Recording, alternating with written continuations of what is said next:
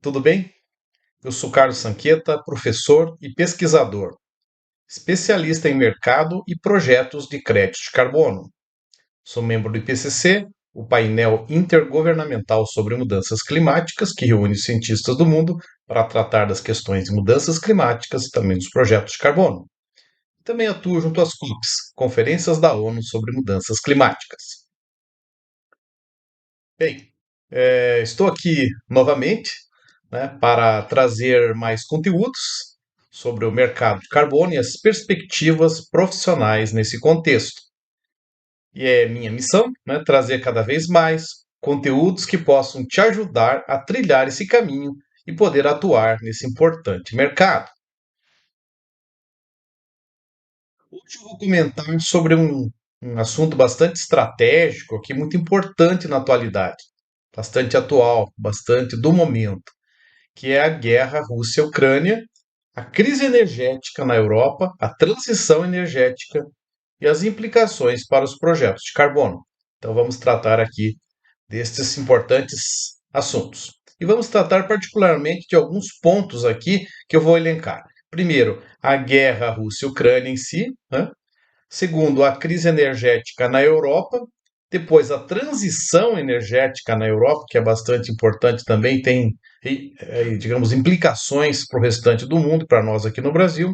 A questão energética e os projetos de crédito de carbono, essa relação que existe entre essas temáticas e os desdobramentos desses temas. Lembrando aqui que no meu perfil tem ensino como faturar alto no mercado bilionário de crédito de carbono, mesmo começando do zero, e também lembro que este vídeo faz parte do aquecimento do nosso evento intitulado Nova Era do Crédito de Carbono, que ocorrerá entre os dias 25 a 27 de janeiro de 2023, agora, a partir de 19 horas e 30 minutos. Um evento que organizamos aqui para trazer mais motivação, mais assuntos relacionados a essa temática importante. Será um evento 100% online e 100% gratuito. E peço aqui que você se inscreva no link da bio, ok? Então é isso. E assim, falando um pouco sobre essa questão de como atuar, né? Como faturar alto, eu coloco aqui sempre para trazer um estímulo, trazer uma motivação, né? Para você profissional poder atuar nessa área, né, no mercado de crédito de carbono, em elaboração de projetos de crédito de carbono, mas vamos abordar aqui um pouco mais como que você pode atuar e faturar alto, portanto, no mercado bilionário de crédito de carbono, mesmo começando do zero. Então vamos falar um pouquinho sobre isso aqui, antes de mais nada. Bom, você pode atuar elaborando projetos de crédito de carbono, né, os próprios projetos, né, aprender a elaborar esses projetos, desenvolver esses projetos é algo que você pode atuar. Depois, executando inventários de emissões de gases de efeito estufa é algo bastante atual, bastante necessário, que a própria legislação remete para a necessidade de cada vez mais diferentes setores, diferentes tipos de empresas poderem realizar esses inventários. Essa é uma outra possibilidade. Atuando também no desenvolvimento de tecnologias, diferentes tipos de tecnologias para energias renováveis, para projetos de reflorestamento, para projetos de tratamento de resíduos nas indústrias e assim por diante. Então, você tem uma ampla gama, né, de tecnologias, as startups, nas empresas digitais aí, né, do mundo das fintechs, etc., né? Então tem um amplo espectro também. Realizando intermediações, contratos, né? Compra e venda de crédito de carbono também é importante a atuação. Então essas são algumas das possibilidades, né? Atuando como digamos, como um funcionário de uma empresa, né? Na modalidade seletista aí, né? Você deve ter visto uma matéria no exame aí que salários muito bons, até 18 mil reais, né? Até superiores. Então, esses profissionais que conhecem dessa temática, ESG, sustentabilidade, principalmente hoje em dia, na questão da gestão corporativa de carbono, do mercado de carbono, das mudanças climáticas e de todo esse contexto, podem ter uma renda bastante expressiva. Então, nós colocamos aqui como exemplo essa reportagem que saiu um tempo atrás. Também um consultor, né? Atuando como consultor, você pode elaborar projetos, você pode, né, vender o seu serviço, né, de uma forma bastante importante. E muitos profissionais têm faturado, né, têm sido remunerados, tido honorários importantes aí, né, dezenas, né, de milhares de reais para elaborar, né, às vezes até centenas para elaborar projetos. Portanto, pode faturar algo também. Comissão na compra e venda de crédito de carbono, intermediações, até 5%. Imagine 5% de um valor milionário, né? Isso significa bastante também para você que pode atuar nesse mercado. Então, elencamos aí, né, algumas possibilidades, explicando um pouco mais de como você pode atuar profissional, vamos valorizar nossas profissões e também remunerar os nossos profissionais dignamente. É isso que nós queremos. Bem, falando agora sobre a guerra Rússia-Ucrânia, né, voltando aqui ao nosso foco, né, do nosso vídeo de hoje, é, nós podemos dizer que essa guerra ela tem implicações já, né? Essa guerra não é de agora, né? Segundo todas as fontes, né, que nós temos buscado. Questões culturais, geopolíticas, né, são as principais causas desse conflito que já dura vários anos, portanto não é de agora, de pouco tempo, né? Não é de um ano e tanto para cá, é muito mais, vem de 2014, até na verdade vem até da época do rompimento da União Soviética. Né? A principal razão, digamos, por trás desse conflito é o desejo da Ucrânia em fazer parte da OTAN, né? E se aproximar da União Europeia. Né? A OTAN é a organização do Tratado do Atlântico Norte, uma aliança militar, né, internacional que foi iniciada aí no ano de 1949, que conta atualmente com 30 países membros, né? Principalmente os países do bloco ocidental, digamos assim, né? Entre eles os Estados Unidos, Europa Ocidental, né? Reino Unido, França, Alemanha, Itália, também outros países aí da Europa, né? Da Eurásia, como a Turquia, entre outros. Então nós temos aí importantes nações, né? Na OTAN. Essa é uma questão importante, né? Na época do pós-guerra, Segunda Guerra Mundial, essa separação, né? De dois blocos aí, né? Que disso também decorreu a chamada Guerra Fria mais adiante, né? Bom, muitos motivos, a gente pode dizer, vão além, né, desse aspecto aí que nós mencionamos. O que está em jogo também é uma questão cultural, né, e geopolítica, além dessas questões que foram mencionadas. Pelo fato, né, da Rússia não querer, né, um vizinho, né, um país vizinho convertido ao Ocidente. Isso é uma questão de Oriente versus Ocidente, do Oriente do lado da Rússia, né, um país aí também inscrito na OTAN, né, como membro da OTAN, representando uma certa ameaça bélica militar, né, com relação à Rússia. A Rússia sempre quis, digamos, ter uma, uma ascendência, né, uma força sobre esses países todos, né, que depois, num momento aí compuseram, que depois não, que no passado, né, compuseram a União Soviética. E, então, essa é uma questão cultural, né? Ou seja, que a Ucrânia não se ocidentalize, né? Essa é uma questão, e que não se aproxime da União Europeia e dos países desse bloco ocidental. Então, a Rússia tenta preservar a sua influência, né, sobre essa área, que já foi parte integrante da antiga União Soviética, e uma parte fundamental. A Ucrânia é uma região, né, estratégica, que fica exatamente ali no meio, né, desses dois blocos. Então, para o Putin, particularmente, né, que é o mandatário, né, da Rússia, a Ucrânia ainda pertence, né, se formos olhar sobre uma ótica histórica, né, ao Império Russo, né, a é, essa grande potência, né, que é a Rússia. Que, embora tenha sido abalada, né, pela questão da Guerra Fria e depois pelo digamos, rompimento da União Soviética, representa uma força muito grande a nível mundial. E o conflito tem a ver, portanto, com laços culturais, mas, sobretudo, também com laços políticos. Isso é importante que a gente mencione aqui. Né? Esse assunto é um assunto importante para o mercado de crédito de carbono e também para os projetos de crédito de carbono. E eu gostaria de saber se você está gostando, né, desse assunto, se você está curtindo esse vídeo. É importante, né, a gente aferir. E para que você possa, né, conhecer mais desse assunto e atuar no mercado de crédito de carbono, é importante entender contextos como esse, né? Então, assista até o fim este vídeo, né, para que você possa conhecer aí também as oportunidades profissionais e financeiras que esse mercado pode oferecer, também com as implicações dessa temática. Isso tem tudo a ver com essa guerra entre Rússia e Ucrânia, portanto, nós queremos falar sobre esse assunto aqui que é relevante, ok?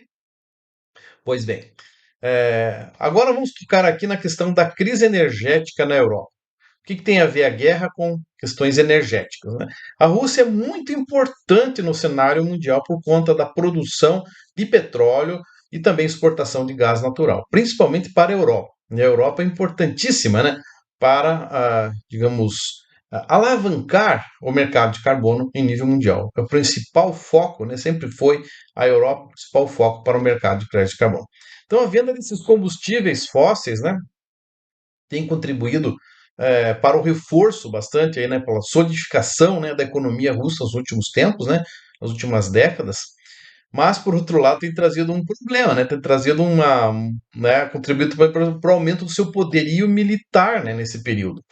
E o Putin, nesse período, tem se fortalecido como grande líder russo, né. Foram construídos, né, dutos, né, gasodutos, oleodutos na Europa, para transportar esses combustíveis da Rússia e também da Ucrânia, né, para principalmente os países do leste europeu, do oeste europeu, né? Então, a Alemanha, a Inglaterra, né, França, etc., dependem, né, desse combustível que vem da Rússia e também da Ucrânia. Então, os países aí da Europa, né, estão entre os maiores importadores de combustíveis fósseis dos russos, né. Um combustível muito importante é o gás natural, né, fundamental para a geração de eletricidade, para as indústrias, para os sistemas de aquecimento, para os transportes, né, de uma forma geral, também nós podemos colocar o petróleo nesse contexto, que são cruciais para, no caso da eletricidade, as indústrias, sistemas de aquecimento, em particular, os sistemas de aquecimento, são muito importantes para superar o inverno rigoroso naquele continente, né? Então, esse é um ponto importante em regiões frias, né? Como a Europa. E a Rússia já interrompeu, né, o fornecimento de combustíveis para alguns dos países que, né, apoiam o governo ucraniano durante essa guerra. Então, esse é um ponto nevrálgico aí para a Europa. Aqui, né, que no meu perfil eu busco, né, te ensinar como você pode atuar e faturar alto no mercado bilionário de crédito de carbono, mesmo que você comece do zero, mesmo que você não tenha conhecimento sobre esse assunto. Isso que nós estamos falando aqui hoje tem tudo a ver com isso. Esse contexto é muito importante. Eu já comentei aqui no começo deste vídeo e em outros como você pode faturar, né, nesse mercado, atuando de diferentes maneiras, né? Elaboração de projetos, transações, comercialização, tecnologias, inventários e missões. E lembro também que esse vídeo aqui, que você está assistindo agora, faz parte do aquecimento do nosso evento que estamos organizando, a nova era do crédito carbono, que ocorrerá nos dias 25, 26 e 27 de janeiro de 2023, a partir de 19 horas e 30 minutos. 100% online, 100% gratuito. Esse evento, a nova era do crédito carbono, será assim. Se inscreva no link da bio. Não esqueça disso, desse nosso evento. Estamos aqui sempre divulgando esse nosso evento nesses tempos aqui, com os nossos vídeos mais recentes. Pois bem, vamos falar agora um pouco sobre a transição energética na Europa, né? A crise energética na Europa escancarou um problema de insegurança no setor, né? Que repercute sobre uma série, né, de países neste continente importante, né, no velho continente, por assim dizer. E essas nações, né, da Europa são extremamente dependentes da importação de combustíveis fósseis, principalmente da Rússia, como dissemos, e também da Ucrânia, podemos dizer. Então, a chegada do inverno, né, essa época aí, né, de final de ano, né, dezembro, janeiro, fevereiro, é muito, muito frio na Europa, né, e também no hemisfério norte, de uma forma geral, né, eu mesmo morei no Japão, lá era muito frio também, Estados Unidos, Canadá, né, regiões que dependem muito, né, do aquecimento por energia. E há uma busca, né, bastante intensa por gás, né, fazendo com que os preços subam, né, e isso gera inflação na Europa. Esse é um grande problema hoje, né, a inflação na Europa. Inglaterra, outros países aí enfrentando, né, uma avalanche de aumento de preço em função do aumento também da energia naquele continente. Então, inflação é algo muito preocupante que afeta diretamente a população. Entre os 27 países da União Europeia, o petróleo e o gás natural despontam como as principais matérias-primas para gerar energia. Então, eles dependem muito desses combustíveis, desses fósseis. As fontes renováveis somente ocupam a terceira posição, conforme dados oficiais. Hoje, ainda se usa lá, né, como fonte energética 77%, né, petróleo, gás e carvão. 77% é muito, né? 14% energia nuclear e 9% de fontes renováveis. Veja só, né? Então, temos essa situação aí na Europa. A eletricidade, né, a geração de energia elétrica na Europa tem melhorado bastante com o uso de renováveis, né? Avançou bastante essa questão de geração de energia elétrica, mas ainda temos problemas, né, com o aquecimento, né, das residências, por centrais, né, de aquecimento movidas a gás, também questão dos transportes é preocupante, né? Se no Brasil ainda nós temos a possibilidade, né, do etanol, do biodiesel, lá essas opções são bem menos ao alcance. Então, um grande problema é esse na Europa, né? E essa transição energética na Europa, ela é muito necessária, muito importante, mas também tem obstáculos, digamos assim, desafios. Não existem possibilidades, obviamente, existem alternativas aos fósseis na Europa. Existem, né? Essa é uma questão que a ser refletida, a ser pensada aqui, né? Não existe, na verdade, nenhuma opção a curto prazo, né, que resolva assim, de imediato, rapidamente a questão. Segundo os especialistas, né, uma alternativa seria importação via navio, por exemplo, não mais pelos é, gasodutos, né, ou pelos oleodutos, etc., mas via navio, né? No caso do gás, em particular, isso implicaria, né, em concentrar o gás, né, para poder envasar esse gás e bombear isso, né, de outra maneira, através de navios. Poderia ser dos Estados Unidos, do Catar, enfim, ali da região do Oriente Médio, de outros países, eventualmente, mas isso encarece muito, né, e vai implicar novamente no aumento dos preços, né, dessas matérias-primas energéticas e, consequentemente, a energia na ponta final para o consumidor. Então, isso encarece muito. Ainda a forma mais barata, né, de transportar petróleo, gás, é por dutos. Então, esse é um problema sério. Foi investido muito, na Europa investiu muito nesses gasodutos, oleodutos vindos da Rússia, né, que vem da Rússia. Existe também uma possibilidade dos países europeus aumentarem o uso de outras energias, por exemplo, queimando mais carvão, né? Carvão poderia ser utilizado, que tem em alguns países, né? Essa seria uma possibilidade. Porém, isso implica em emissões aumentadas, já que a Europa está comprometida em reduzir bastante suas emissões de gases de efeito estufa, seria na contramão, né? Então esse é um ponto que nós vamos ainda falar um pouco mais, mas que é bem sensível.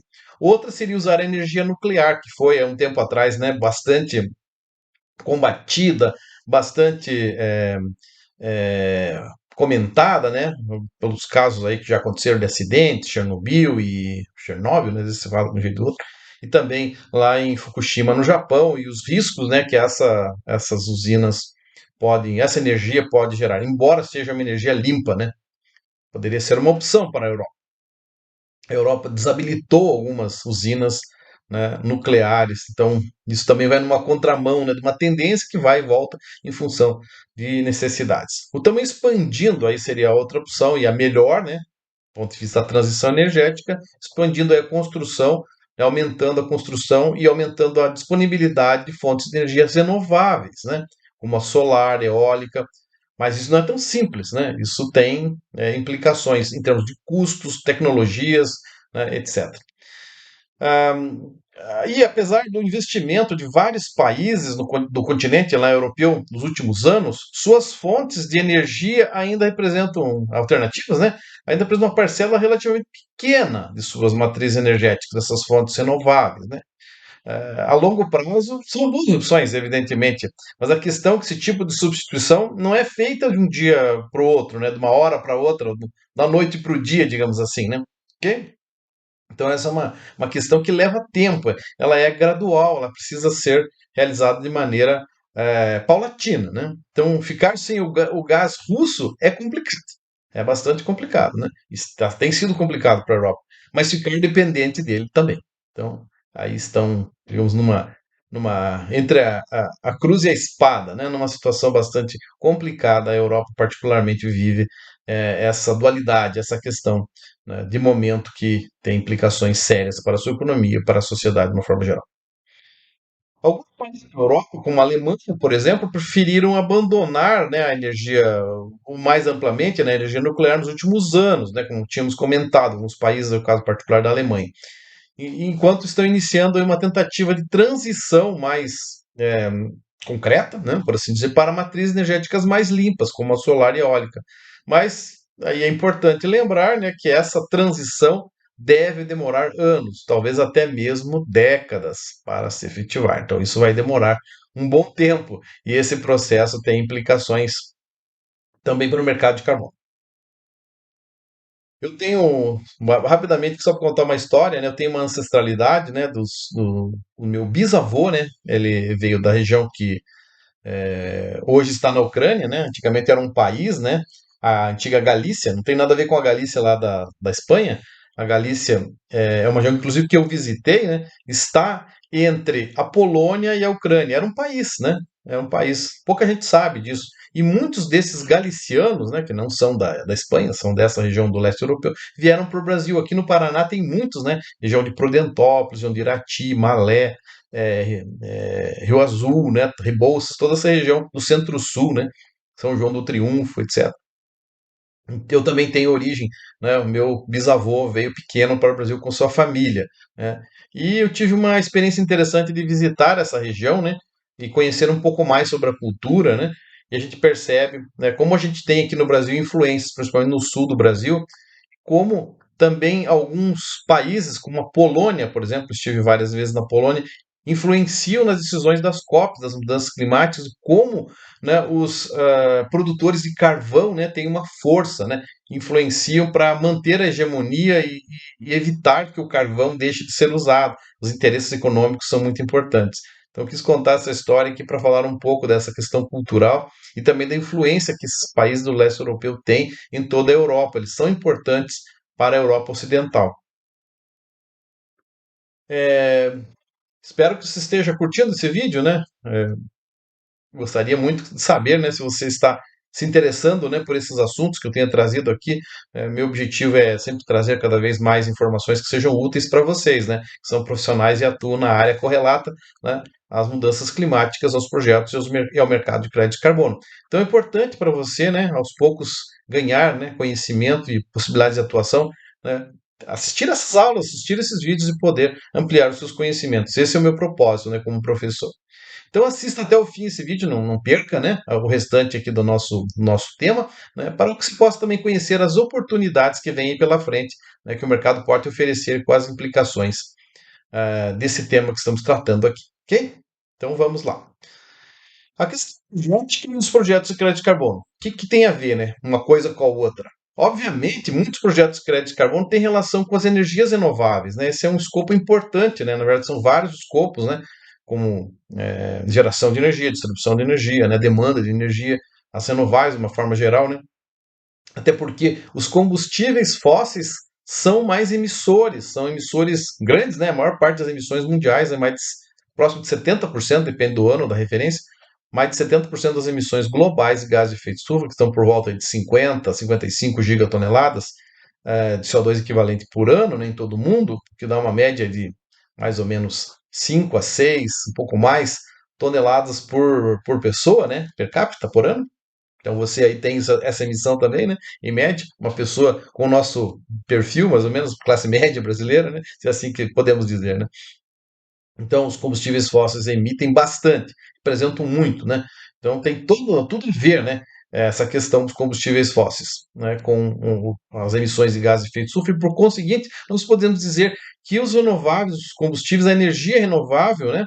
É preferível, mas a transição energética tem que ser feita aos poucos, né? Não é possível mudar de uma hora para outra, né? Aqui no Brasil nós já temos um histórico de usar etanol, de usar energias solar intensamente agora, né? Eólica e a biomassa também. Biomassa eu queria falar depois um pouquinho mais em particular. Então esse processo é um processo gradual, né? Que tem custos, que tem limites, né? E que precisam de adaptação. É um processo de transição que, né, leva tempo. Não é algo rápido que pode ser resolvido de uma hora para outra, como dissemos.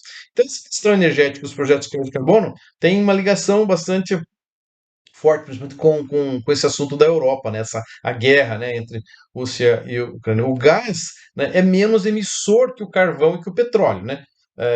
Por outro lado, se for utilizado, né, um carvão substituindo o gás que agora está, né, com algumas limitações, com fortes limitações, na verdade, né, de fornecimento, isso vai colocar em risco, né, o plano de descarbonização da Europa, né? Então, dois aspectos importantes nós podemos levantar que são favoráveis, por assim dizer, né, ao mercado de crédito de carbono. Nós temos duas situações aí. A primeira, né, essa situação pode favorecer os projetos de redução de emissões de gás de efeito estufa pela intensificação, né, maior uso, né, das energias renováveis na própria Europa. Então, esse é um ponto que pode ser favorável, né, para a própria Europa reduzir suas emissões, pode movimentar o mercado.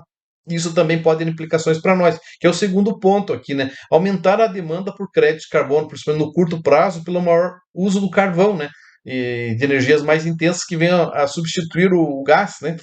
Um, e a energia renovável também pode ser uma, algo que pode ser importado de nós, né, beneficiando países como o Brasil, ou seja, nós podemos desenvolver projetos de crédito de carbono associados a energias renováveis aqui no país e assim também fornecer essa energia, né, ter benefícios com isso, com divisas, né, empregos, oportunidades tecnológicas e também com os projetos de crédito de carbono desenvolvidos nesses escopos das energias renováveis, que nós temos um grande potencial, podemos dizer assim, aqui no Brasil. Falando um pouco de um caso em particular, que da biomassa, né? O Brasil produz biomassa, é um país que tem um potencial muito grande, né? Especificamente, eu vou falar aqui do caso dos pellets, né? Que são pequenos, né? Pequenas unidades desse tamanho, mais ou menos, né? Que são feitos de madeira normalmente ou de outras fibras, né, de matérias-primas vegetais, o Brasil ainda representa apenas 1,41% da produção mundial, com 36 milhões de toneladas.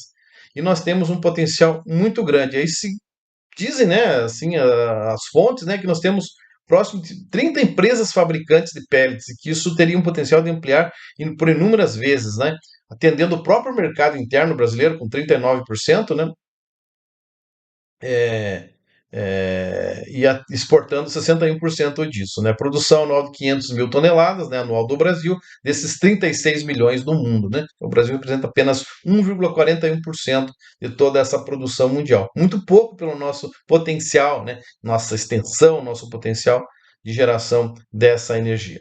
E principalmente hoje as empresas estão situadas no sul do Brasil, né? Com 22 empresas, 7 no Sudeste, apenas uma no Nordeste. Isso tem um grande potencial de aumento. E as principais matérias-primas para pellets, né, para biomassa, eu estou falando de pellets aqui porque a Europa está se tornando um grande consumidor de pellets do Brasil por conta dessa crise energética, está aumentando muito, né, a nossa exportação e também a potencialidade de nós podermos, né, gerar crédito de carbono com essas energias. Mas voltando aqui à questão das matérias-primas, principalmente o pinos com 54,8%, a cássia negra com 39,5%, bagaço de cana 2,5%, eucalipto 1% e a casca de café com 0,4%. Nós temos um potencial imenso aí por desbravar, por assim dizer, né? Tanto do ponto de vista energético, como do ponto de vista de redução das nossas emissões aqui no Brasil e também exportar e gerar crédito de carbono com esses projetos. Falamos aqui, né, desses assuntos bastante importantes, né? Lembrando aqui que no meu perfil eu te ensino como faturar alto no mercado bilionário de crédito de carbono, começando do zero, e que já comentei aqui no começo desse vídeo e em outros vídeos também, né? Como você pode faturar profissionalmente nesse mercado. Lembram das possibilidades, né? E tem muitas outras, né? Falamos aqui de algumas bastante importantes. E lembro também que este vídeo faz parte do aquecimento do nosso evento, a nova era do crédito de carbono, que ocorrerá entre os dias 25 a 27 de janeiro de 2023, a partir de 19 horas e 30 minutos. Né? Será um evento 100% online e 100% gratuito. E eu peço que você se inscreva no link da bio. Ok? Bem, quais são os desdobramentos, né, dessa crise, né, energética na Europa, né, dessa transição energética decorrente da guerra, principalmente? Não só decorrente da guerra, mas, digamos, impulsionada além por este evento bélico, né, esse confronto que está ocorrendo aí entre esses dois países, né? Que já explicamos aqui as suas origens, né, políticas, culturais, né, bélicas, né, militares, né, etc. Econômicas, né? Quais as implicações para o mercado de carbono? Bom, nós já falamos um pouco aqui sobre isso, né? Na medida que nós mexemos com energia, todo o mercado de crédito de carbono gira em torno de substituir energias mais intensas em carbono, os fósseis, né? Então, eu diria que abre muitas oportunidades para o mercado de crédito de carbono. Sempre que nós temos crises, nós temos dificuldades, momentos difíceis, nós temos também oportunidades. Então, eu diria que as oportunidades são muito boas, principalmente para países, né, como o nosso. E quais as implicações para o Brasil em particular? Que o Brasil pode se tornar um grande exportador de energia renovável, né, de energias renováveis, de uma forma geral, e isso pode oportunizar a geração de muitos projetos de crédito de carbono aqui. Então, essa é uma frente, né, nós já temos desenvolvido muito com eólica, solar, mas principalmente para o mercado doméstico. Agora, as oportunidades de exportar energia também, talvez com biomassa seja a grande possibilidade, né? Então tem implicações boas aí para o Brasil, né? E também as implicações para você, para você, para mim, né? Para os profissionais que atuam nessa área, que nós podemos ser valorizados, nós podemos atuar nesses projetos, nessas frentes, né? Eu tenho vários colegas, ex-alunos meus, né, etc., que atuam nessa área de energia renovável, né? Biomassa, pellets, né? Briquetes, né? Carvão vegetal, etc. Então temos frentes muito boas aí e nos projetos de crédito de carbono, porque esses projetos são possíveis de serem desenvolvidos. Aí está uma grande possibilidade e também em outras tipologias de projetos na área florestal, por exemplo, na área, né, das culturas energéticas, a cana-de-açúcar, né, as oleaginosas, né, e assim por diante. Nós temos pela frente grandes possibilidades e acreditamos que o mercado de crédito de carbono está atento, está antenado nisso e esperamos que realmente essas oportunidades adicionais se materializem para todos, né, para o mercado, para o Brasil e também para você profissional que quer atuar nessa área. Bem, espero que você tenha gostado desse vídeo, né? Essa é a minha expectativa. Se você gostou, né? Continue a me seguir aqui, né? Seguir o meu canal, o meu perfil, né? Nas redes sociais e também compartilhe este vídeo aqui com seus amigos, com seus colegas, para que eles possam também conhecer mais desse assunto e, quem sabe, né, se lançar aí para atuar nesse mercado bilionário de crédito de carbono. É o nosso objetivo. Ok? Então, nos vemos numa próxima oportunidade. Deixo aqui o meu grande abraço. Até lá!